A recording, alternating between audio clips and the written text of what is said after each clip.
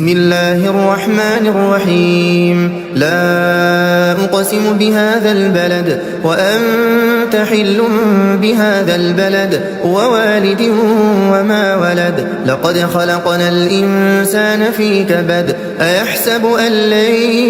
يقدر عليه أحد يقول أهلكت مالا لبدا أيحسب أن لم يره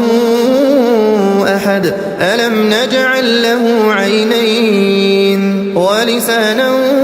وشفتين وهديناه النجدين فلاقتحم العقبة وما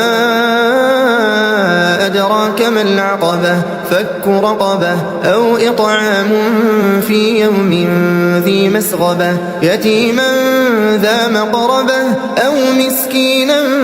ذا متربة ثم كان من الذين آمنوا وتواصوا بالصبر وتواصوا بالمرحمة أولئك أصحاب الميمنة والذين كفروا بآياتنا هم أصحاب المشأمة عليهم نار مؤصدة